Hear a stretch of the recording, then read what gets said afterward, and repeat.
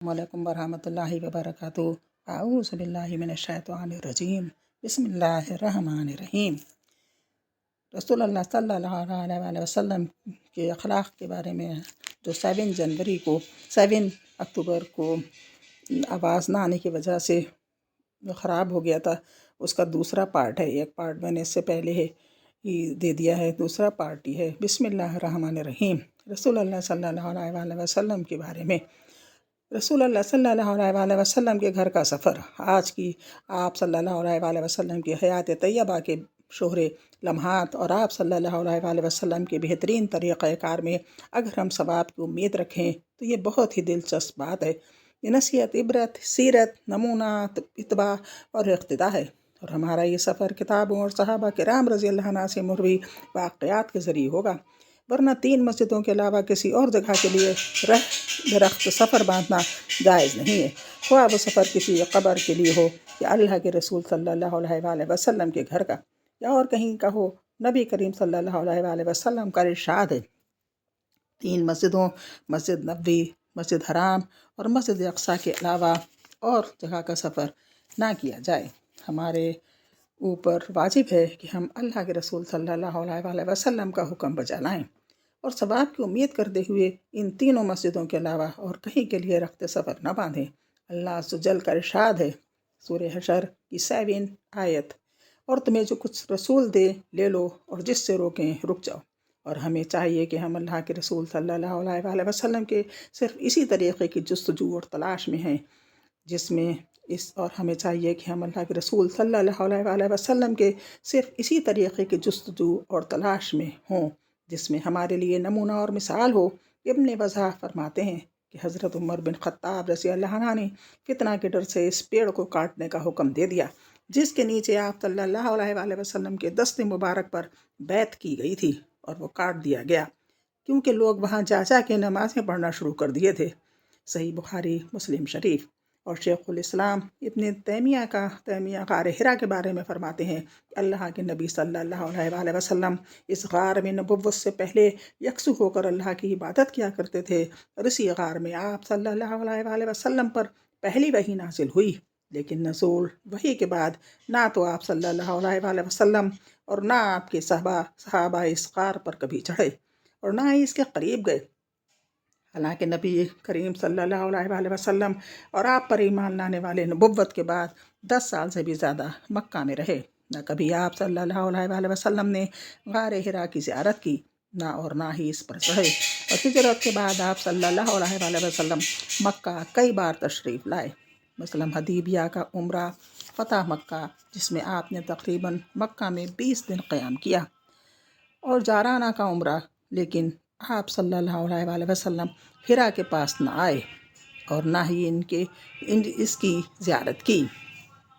अब हम Medina Munawwara का नज़ारा कर रहे हैं, और मदीना की सबसे बड़ी निशानी हमारे सामने उहद पहाड़ है जिसके बारे में रसूलुल्लाह सल्लल्लाहु अलैहि वसल्लम ने फरमाया है, ये ऐसा पहाड़ है जो हमसे उल्फत रखता है और जिससे हम उल्फत रखते हैं। इस कबल अज़ीं हम रसूलुल्लाह सल्लल्लाहु अलैहि वसल्लम के घर में दाखिल हों, इसकी बुनियाद और शक्ल को देखें। हमें आप सल्लल्लाहु अलैहि वसल्लम के छोटे घर मामूली बिस्तर पर मुताज्जिब नहीं होना चाहिए, क्योंकि रसूलुल्लाह सल्लल्लाहु अलैहि वसल्लम दुनिया के बारे में सबसे बड़े ज़ाहिद और इसे कमतर समझने वाले थे।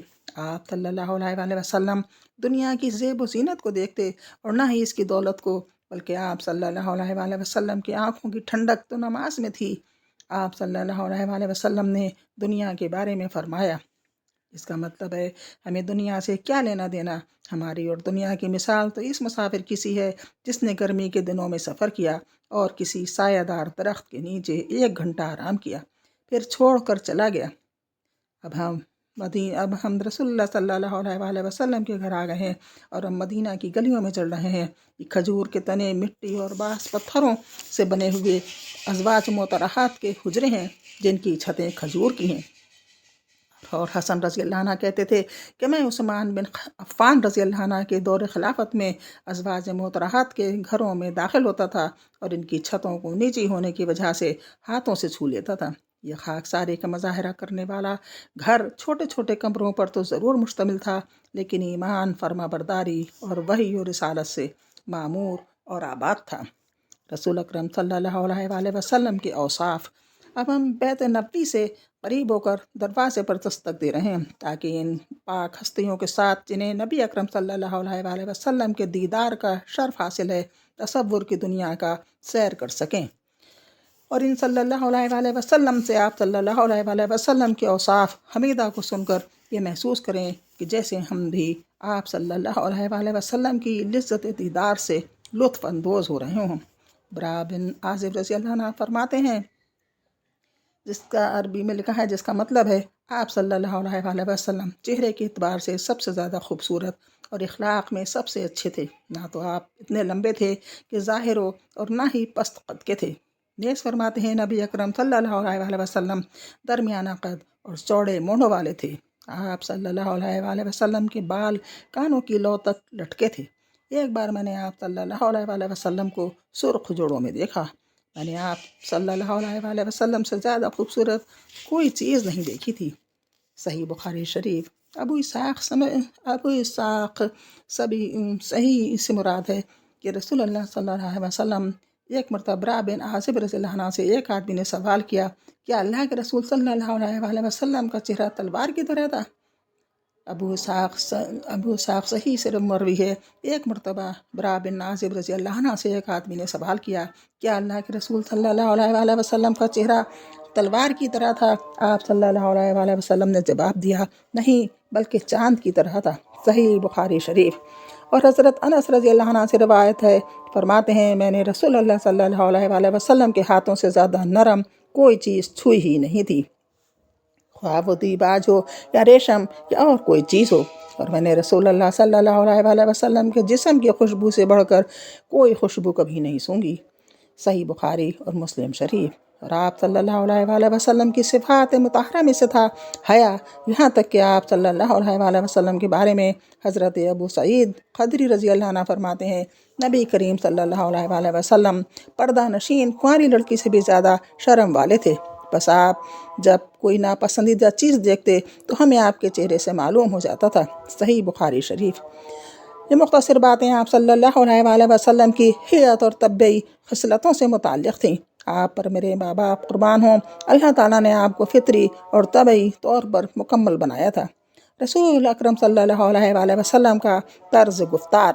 ہم نے رسول اللہ صلی اللہ علیہ وآلہ وسلم کا تصور میں دیدار تو کر لیا اور آپ کے بعض صفات کے بارے میں بھی سنا، اب ہمیں آپ صلی اللہ علیہ وآلہ وسلم کی پیاری باتیں اور آپ کا انداز گفتگو دیکھنا چاہیے کہ آپ صلی اللہ علیہ وآلہ وسلم کی کس کیفیت اور انداز سے لوگوں سے مخاطب ہوا کرتے تھے۔ حضرت عائشہ رضی اللہ عنہ فرماتی ہیں کہ اللہ کے رسول صلی اللہ علیہ وآلہ وسلم تمہاری طرح پے در پے نہیں بلکہ واضح کلام فرماتے تھے، اور ایک بات کو اور ہر بات کو ٹھہر ٹھہر کر کہتے کہ آپ کی باتوں کو آپ کے پاس بیٹھنے والا ہر کوئی محفوظ کر لیتا۔ سنن ابو داود۔ آپ صلی اللہ علیہ وآلہ وسلم آسان اور نرم انداز میں بات کرتے تھے۔ آپ کو یہ بات بے حد عزیز تھی کہ آپ کی بات صحیح سمجھی جائے، یا آپ کو یہ بات بہت ہی عزیز تھی کہ آپ کی بات سمجھی جائے، اور آپ صلی اللہ علیہ وآلہ وسلم اس بات کے حریص تھے کہ لوگوں کے درمیان ڈفرینس، ان کی سمجھ بوجھ اور کیچ کرنے کی صلاحیت کی رعایت کریں، اور اس کے لیے ضروری تھا کہ آپ صلی اللہ علیہ وآلہ وسلم بردبار صبر کرنے والے ہوں۔ حضرت عائشہ رضی اللہ عنہ سے مروی ہے کہ رسول اللہ صلی اللہ علیہ وآلہ وسلم کی بات چیت ایک ایک لفظ جدا جدا ہوتی تھی جسے ہر سننے والا سمجھتا تھا۔ سنن ابو داود۔ آپ غور کیجئے کہ آپ صلی اللہ علیہ وآلہ وسلم کا صدر مبارک کتنا کشادہ اور وسیع تھا کہ آپ صلی اللہ علیہ وآلہ وسلم اپنی باتوں کو دہراتے تھے تاکہ سمجھنے والا آسانی سے سمجھ سکے۔ حضرت انس بن مالک رضی اللہ عنہ فرماتے ہیں کہ رسول اللہ صلی اللہ علیہ وآلہ وسلم ہر بات کو 3 بار دہراتے تھے تاکہ اسے سمجھ لیا جائے۔ صحیح بخاری شریف۔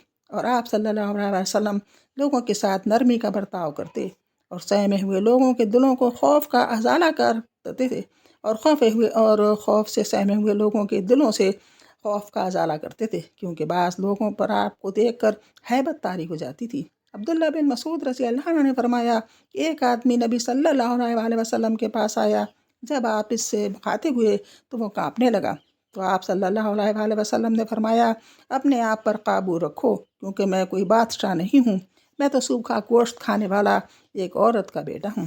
سنن ابن ماجہ۔ آج پھر اتنا ہی، انشاءاللہ تھرڈ پارٹ ہوگا۔ اللہ حافظ، السلام علیکم۔